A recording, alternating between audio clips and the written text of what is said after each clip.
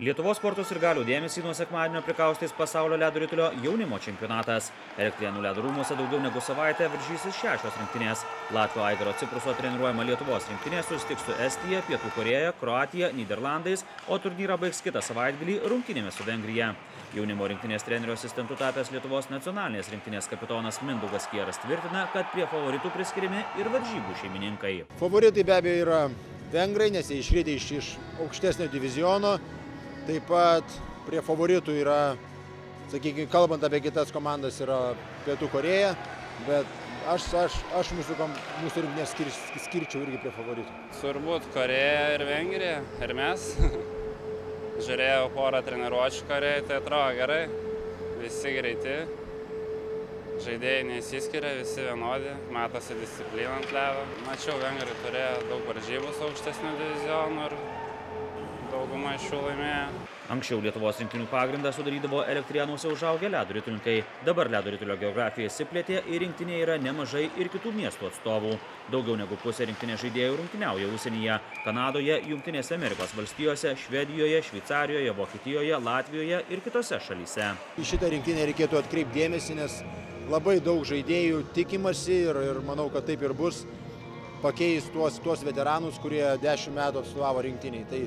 Tai tas indėlis įdėtas tų mokyklų, tų stiprių mūsų mokyklų dabar, kurios virš 10 metų jau treniruoja tuos mažiausius, jie tuos vaisius jau ir atneša. Paklaustas ar mato rinktinėje talentų, kurie ateityje gali praverti stipriausios pasaulyje NHL lygos duris, Mindaugas Kieras sako, jog viskas priklauso nuo pačių sportininkų, nes jie dabar turi geresnes sąlygas ir žaidžia tose šalyse, kur ledo ritulys yra labai populiarus. Šis sezonas ir yra, kai jie nuvažiavo į tas lygas, iš kurių jau galima kažkur į vyrų komandas pereiti ir štai ten jie matomi ir treniruojasi geruose komandose.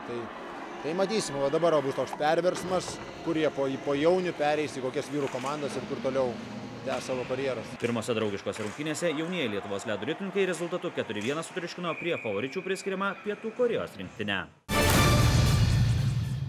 Kaune kovos dziudo imtynininkai. Laikinojoje sostinėje vyks Lietuvos dziudo federacijos taurės varžybos. Čia kovojama komandinėje įskaitoje. Varžybos vyks 5 vyrų ir moterų svorio kategorijose. Lietuvos taurės varžybose ketina dalyvauti ir geriausi šalies dziudo imtynininkai, olimpinių žaidynių dalyviai Karolis Bauža ir Marius Paškevičius. Penktadienį vyks preliminarios kovos, šeštadienį finalai. Lietuvos krepšinio lygos kovos vyks 3 dienas. Penktadienį susitiks 6 ir 7 vietas besidalijantys Kėdainių Nevėžis ir Klaipėdos Neptūnas. 3 vietoje esantį Prienų Vytautą prisivijęs praėjusio sezono prizininkas Utenos Juventusas šeštadienį priims Pasvalio Pieno žvaigždes. Sekmadienį rungtyniaus LKL favoritai. Čempionai Kauno Žalgirio krepšininkai namuose sieks sustabdyti 4 pergalės iš eilės iškovojusius Šiaulius, kurie po pergalių serijos pakilo į 5 vietą. Antrą vietą užimantis Vilniaus Lietuvos Rytas viešės Alytuje, kur susitiks su LKL outsideriais Dzūkijos krepšininkais. Lietuvos moterų krepšinio lygoje penktadienį vyks lyderių dvikova. Sostinėje susitiks pirmaujančios Vilniaus Kibirkšties ir Utenos komandos, turinčios po 8 pergalės iš 9 galimų. Jeigu tokio žaidimo iš čempionių Utenos krepšininkų ir laukia dar prieš sezoną, tai labai atjaunėjusi Kibirkštis stebina savo rezultatais. Lyderiams ant kulnų lipa vicečempionės Marijampolės Sūduvos krepšininkės. Jos nuo pirmaujančių komandų atsilieka vos 1 pergalę ir po šio savaitgalio gali prisivyti vieną iš lyderių. Lietuvos vyrų rankinio čempionato 9 turas trečiadienį prasidėjo lyderių dvikova. Po dramatiškos kovos čempionai Klaipėdos Dragūno rankininkai svečiuose vieno įvarčio persvarą 22-21 įveikė vicečempionę Alytaus Almeidos Stronglaso komandą. 8 pergalės iš 9 galimų turintis Dragūnas tapo vienvaldžiu lygos lyderiu. Klaipėdiečiams ant kulnų lipa Alytaus ir Kauno Granito komandos, kurios nuo lyderių atsilieka vos 1 pergalę. Dar 3 9 turo rungtynės vyks šeštadienį. Šeštadienį ir sekmadienį vyks Lietuvos tinklinio čempionato 7 ir 8 turai. Čempionato rungtynės galės išvysti net 6 miestų sirgaliai. Po 6 turų čempionate įtikinamai pirmauja Raseinių Norvilitos tinklininkai, kurie iškovojo visas 6 pergalės. Antrą vietą užima nuo lyderių 1 pergalę atsiliekantis Šiaulių klubas. Čempionų titulą ginantys Marijampolės Sūduvos tinklininkai kol kas užima tik 3 vietą.